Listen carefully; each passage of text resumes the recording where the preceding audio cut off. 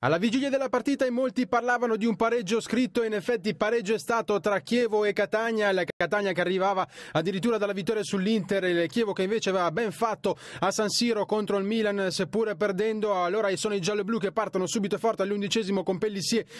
il suo tiro che finisce sul fallo di fondo, nulla di fatto al 25°, però è ancora il bomber austano che prova a superare Andukar, bravo, reattivo il portiere del Catania a bloccare il pallone tra le sue braccia. Siamo al 36°, Pellissier si muove benissimo sulla fascia destra, la palla arriva in mezzo, arriva Luciano, il tiro che finisce alto, bella l'occasione per il giocatore brasiliano. Andiamo anche a rivedere proprio il tiro del centrocampista esterno che prova la botta di collo pieno, il pallone che però finisce alto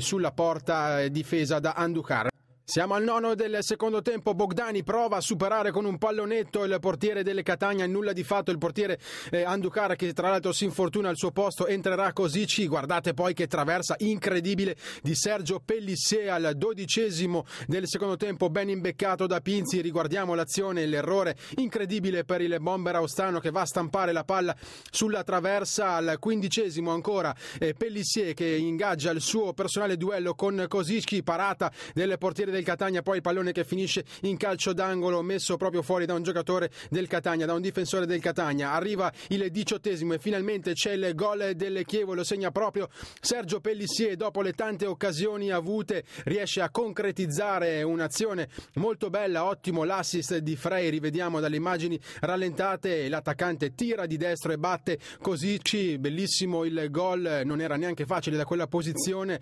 insomma un gol importante per il Chievo che ha avuto tantissime occasioni e molto meglio aveva fatto rispetto al Catania, veramente inesistente. Dopo il gol però il Chievo rincula leggermente, va sulla difensiva e il Catania ovviamente prende coraggio. Passiamo al 25°, c'è questa sberla da fuori di Agustin, bravissimo Sorrentino a deviare in calcio d'angolo, la disperazione del giocatore delle Catania. Siamo ancora con il Catania in avanti, Maxi Lopez sicuramente il più pericoloso dei suoi, il tiro di sinistro che finisce sul fondo e poi qui c'è l'occasione, il rigore tanto contestato per un fallo, un presunto fallo di Yepes su Maxi Lopez, tantissime le proteste per i giocatori del Chievo, rivediamo qui il replay, non chiarisce perfettamente se in effetti il rigore c'era oppure no. Fatto sta che siamo al 28° quando Maxi Lopez si presenta sul dischetto, il tiro dell'attaccante, pallone da una parte, Sorrentino dall'altra, non riesce questa volta il portiere del Chievo a parare un calcio di rigore, era successo anche l'ultima volta a Bari